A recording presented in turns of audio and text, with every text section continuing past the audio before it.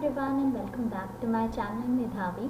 अगर आप मेरे चैनल पे नए हैं तो मैं आपको बता दूं कि इस चैनल पे हम डिफरेंट एक्ट्स को कवर करते हैं, डिफरेंट सेक्शंस को करते हैं और उनसे रिलेटेड जो भी लैंडमार्क जजमेंट्स होते हैं हम उन्हें कवर करते हैं। तो अभी इस पॉइंट ऑफ टाइम पे मैं अपने चैनल पे एनवायरनमेंट प्रोटेक्शन एक्ट को कवर कर रही हूँ। मैं ऑलरेडी एक वीडियो इस पर कवर कर चुकी हूँ जिस पर मैंने डेफिनेशंस के बारे में बताया था। तो अगर आपने वो वीडियो अब तक नहीं देखा है तो प्लीज़ उस वीडियो को जाकर पहले देख लीजिए ताकि आपके बेसिक्स क्लियर हो जाएं।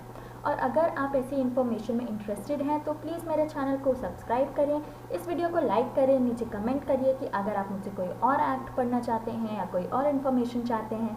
और प्लीज़ प्लीज़ प्लीज़ इस वीडियो को ढेर सारा शेयर करिए ताकि ये वीडियो ढेर सारे लोगों तक पहुंच सके। ऐसा करने से मैं बहुत ज़्यादा मोटिवेट होंगी और मैं आपके लिए और कंटेंट ला पाऊँगी। चलिए तो फिर स्टार्ट करते हैं। सेंट्रल गवर्नमेंट के पास कुछ पावर्स होती हैं जो इन्वायरमेंट के प्रोटेक्शन और इम्प्रूवमेंट के लिए वो ले सकती हैं। ये सारा जो पावर है वो सेक्शन 3 में डिफ़ाइन किया गया है इन्वायरमेंट प्रोटेक्शन एक्ट 1986 के। तो हम इससे स्टार्ट करते हैं।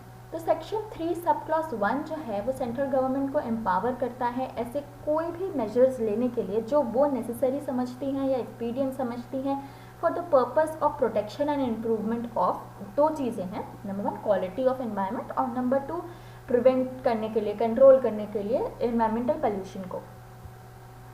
आगे बढ़ते हैं। तो इसमें एक केस आता है MC Mehta versus union of India.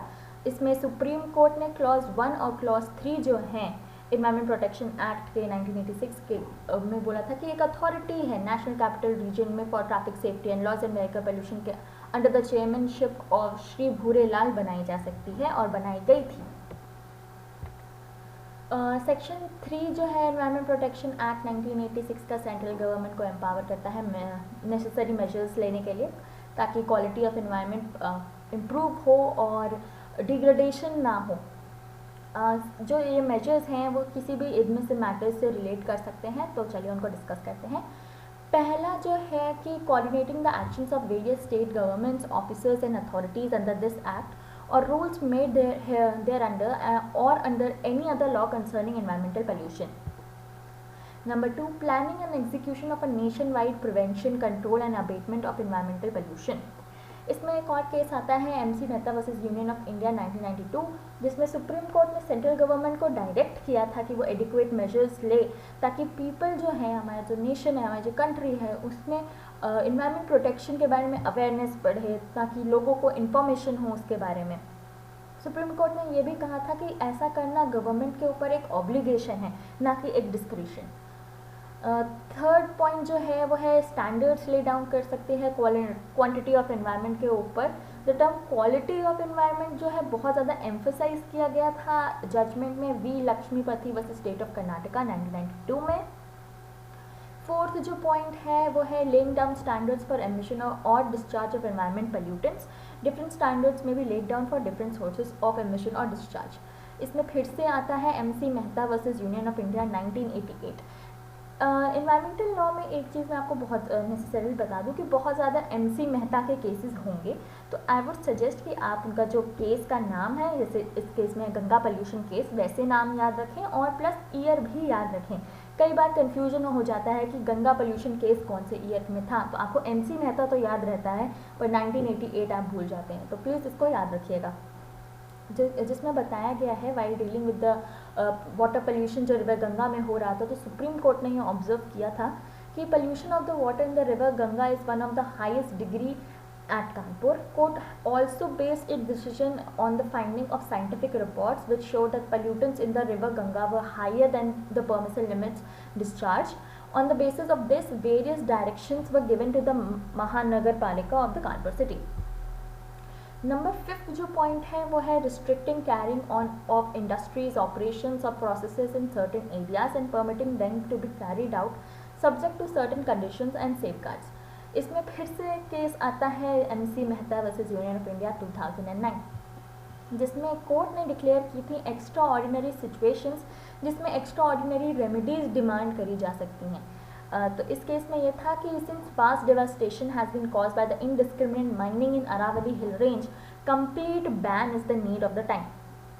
तो इस अरावली हिल में जो डिवेस्टेशन हो रहा था माइनिंग की वजह से, तो उसकी वजह से माइनिंग पे बैन लगा दिया गया था और ये बोला गया था कि जो बैन है वो जस्टिफाइड है इस व्यू में कि सिवियर डिग्रेडेशन हो रहा है लैंड का और इकोलॉजी का उस एरिया के।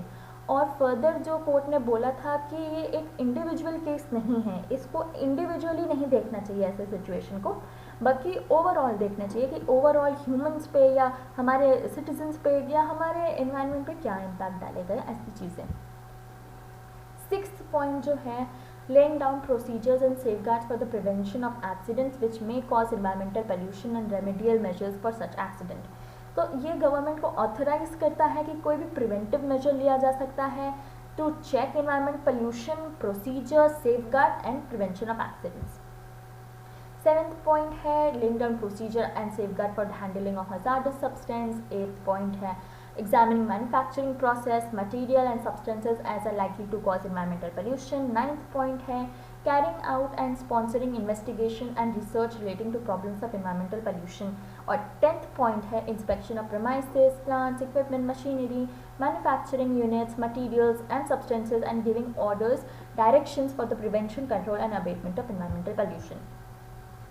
11th पॉइंट पर डिस्कस करते हैं establishment and recognition of environmental laboratories. अगर आप ऐसे हम आगे डिस्कस करेंगे कि वैसे अगर आपने पढ़ा होगा air prevention and control pollution act, तो आपको पता होगा कि एक प्रोसेस होता है जिसके हिसाब से सैम्पल्स कलेक्ट किया जाता है एयर पोल्यूटेंट का या वाटर पोल्यूटेंट का, तो वो इन्वायरमेंटल लेबोरेटरीज को सेंड किया जाता है। तो ईपीए के अंडर गवर्नमेंट, सेंट्रल गवर्नमेंट के पास ये ऑथराइजेशन है, ये पावर है कि वो ऐसी इन्वायरमेंटल लेबोरेटरी इस्टेब्लिश कर सकती है और जो भी वो फंक्शंस करते हैं उनको इंट्रस्ट कर सकती है इस एक्ट के अंदर। ओके, तो 12th पॉइंट जो है वो है collection and dissemination of information in respect of matters relating to environmental pollution. 13th है preparation of manuals, codes and guides relating to the prevention, control and abatement of environmental pollution. 14th, such other matters as the central government deems necessary or expedient for the purpose of securing effective implementation of the provisions of the act। I don't think so कि इसमें आपको ज़्यादा कुछ detail में जाने की ज़रूरत है, ये सारे पॉइंटर्स काफ़ी हैं। ओके, तो सेंट्रल केसेस जो केस हैं इसमें केस सबसे इम्पॉर्टेंट तो यही है MC Mehta versus union of India, जिसमें सेंट्रल गवर्नमेंट ने कॉन्स्टिट्यूट करी थी एक national capital region for traffic safety laws and prevention of vehicular and automobile prevention under section 3 sub clause 3 of the environmental protection act 1986। ये सबसे ज़्यादा important case है। और Indian council for enviro legal action versus union of India में central government ने फिर से एक कॉन्स्टिट्यूट करी थी अथॉरिटी, जो कि Maharashtra coastal zone management authority के नाम से जानी जाती है। और उस अथॉरिटी को एम्पावर किया था कोई भी स्टेप्स लेने के लिए जो प्रोटेक्ट करे या इम्प्रूव करे क्वालिटी ऑफ कोस्टल एनवायरनमेंट और प्रिवेंट करे, अबेट करे एंड कंट्रोल करे एनवायरमेंटल पोल्यूशन जो भी कोस्टल एरियाज में उस स्टेट में हो रहा है। और इसमें इंक्वायरी भी इंक्लूड है कि कोई भी अगर वायलेशन हो रहा है ईपीए का, तो इंक्वायरी भी ये कमेटी कर सकती है। S Jagannath versus union of India 1997, इसमें सुप्रीम कोर्ट ने डायरेक्ट किया था फिर से सेंट्रल गवर्नमेंट को कि एक अथॉरिटी बनाई जाए सेक्शन 3 सब क्लॉज 3 में, जिसके पास नेसेसरी पावर्स हों ecological fragile coastal area, sea shore, water front etcetera को प्रोटेक्ट करने के लिए। ओके, तो अब आते हैं power to appoint officer. Section 4 ने सेंट्रल गवर्नमेंट को ये पावर दे रखी है कि वो ऐसे ऑफिसर्स को अपॉइंट कर सकता है for the purpose of entrusting on them such of the powers and function prescribed under the EPA act. तो क्या क्या हो सकती हैं power to order closure. Section 5, the central government in the exercise of powers designated by the act can issue the directions in writing to any of the person or officer, they shall be bound to comply with these given directions। तो सबसे important चीज़ इसमें यह है कि वो writing में देना पड़ेगा सेंट्रल गवर्नमेंट को, सिर्फ बोल के नहीं चलता है काम, राइटिंग में देना ज़रूरी है। Okay, the powers to issue directions will include the power to direct which are as follows: the direction to closure, prohibition and regulation of any industry and its operational process, direction for the stoppage or regulation of the supply of electricity including any other services। However, central government may delegate this power of issuing direction to any authority constituted under section 3 sub clause 3, जैसा हमने अभी पिछले cases में discuss किया कि एक authority बनाई गई थी। उनको ये पावर दी गई थी। ओके, तो इसका केस है MP राम बाबू वर्सेस डिस्ट्रिक्ट फॉरेस्ट ऑफिसर, जिसमें हाई कोर्ट जो था आंध्र प्रदेश का, उन्होंने हेल्ड किया था कि एग्रीकल्चर लैंड पे प्रॉन या श्रिम्प कल्चर या अंडरग्राउंड वाटर का ऐसे पर्पसेस के लिए यूज़ जो है एडवर्सल है इफेक्ट और राइट्स को अफेक्ट कर रहा है जो नेबर्स हैं, क्योंकि वहाँ का जो वाटर है वो सलीन होता जा रहा है, जैसे सी वाटर की तरह होता जा रहा है पल्यूटेंट्स की वजह से, और अफेक्ट कर रहा है पोर्टेबल वाटर को, फर्टिलिटी ऑफ लैंड को। तो ऐसे सर्कमस्टांसेस में स्टेट गवर्नमेंट ने डायरेक्शंस दिए थे डिस्ट्रिक्ट फॉरेस्ट ऑफिसर को कि ऐसे जो फार्म है उसको क्लोज करा दिया जाए, और ऐसे कोई भी मेरिट नहीं दिया गया था पेटिशनर के साइड से कि उसको इनवैलिड माना जाए। नेक्स्ट केस आता है Mahavir soap and Gudaku factory versus union of India. इसमें अनट्रीटेड डिस्चार्ज इन्फ्लुएंस हो रहा था पेटिशनर की फैक्ट्री से, जो कि वाटर रिजर्वॉयर्स को पल्यूट कर रहा था रेजिडेंशियल लोकेलिटी में। इसीलिए गवर्नमेंट ऑफ इंडिया ने उनको एक डायरेक्शंस इशू किए थे कि आप इस फैक्ट्री को बंद कर दीजिए, और फर्दर डायरेक्ट किया था अथॉरिटीज़ को कि वहाँ पे अगर नहीं बंद करते हैं वो तो वहाँ की इलेक्ट्रिसिटी काट दी जाए और वाटर सप्लाई रोक दी जाए। तो जो पेटिशनर था उसने इस एक्शन को चैलेंज किया था गवर्नमेंट के कि उसको सफिशिएंट अपॉर्चुनिटी नहीं दी गई बीइंग हर्ड की, जैसे उसका फंडामेंटल राइट वायलेट हुआ है, उसको प्रिंसिपल ऑफ नेशनल जस्टिस उसके वायलेट किए गए हैं।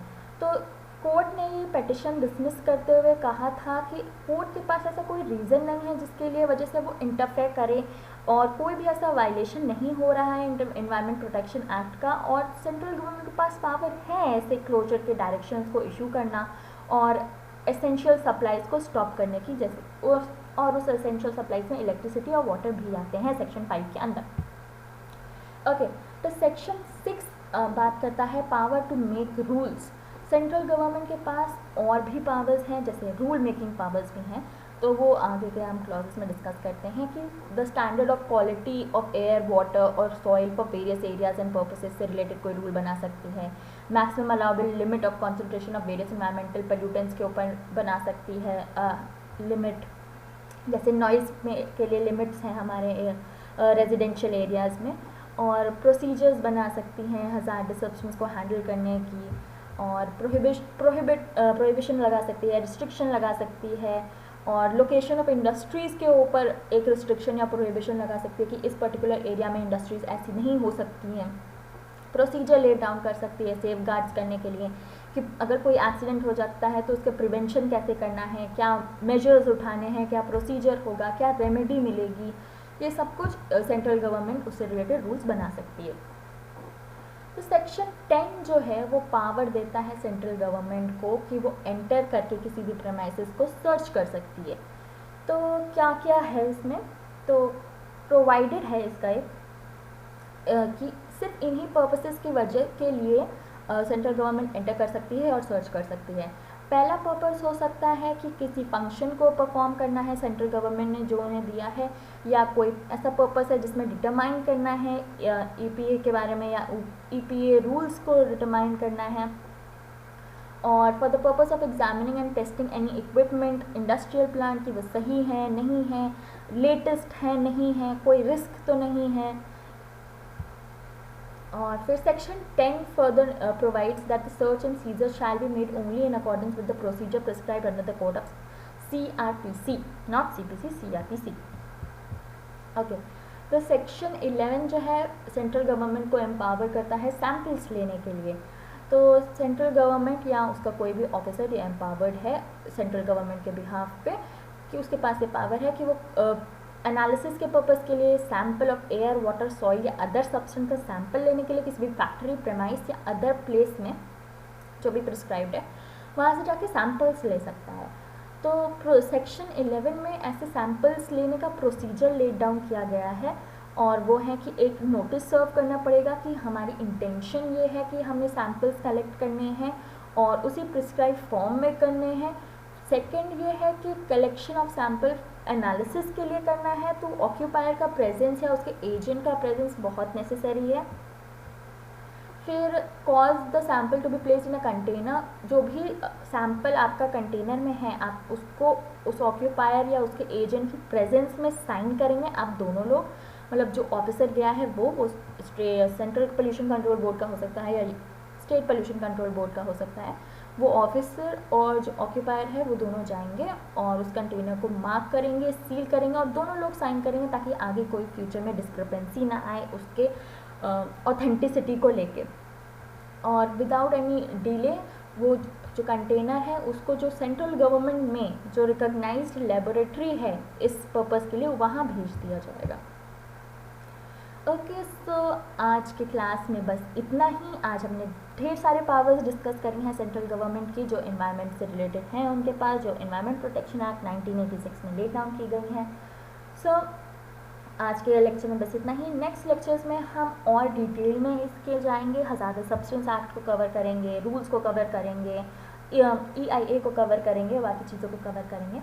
तो अगर आपको ये वीडियो अच्छा लगता है तो प्लीज़ मेरे चैनल को सब्सक्राइब करिए, इस वीडियो को लाइक करिए, कमेंट करिए, और अगर आप चाहते हैं मैं थोड़ा स्लो पढ़ाऊँ या थोड़ा फास्ट पढ़ाऊँ या मॉडरेट लेवल पे ही पढ़ाऊँ तो प्लीज़ नीचे कमेंट डाउन करिए। और भी अगर आप कोई एक्ट डिस्कस करना चाहते हैं या आपके पास कोई और लेटेस्ट जजमेंट है जो मैंने कवर नहीं करी है तो प्लीज़ नीचे कमेंट करके मुझे बताइए। और टिल देन बाय बाय।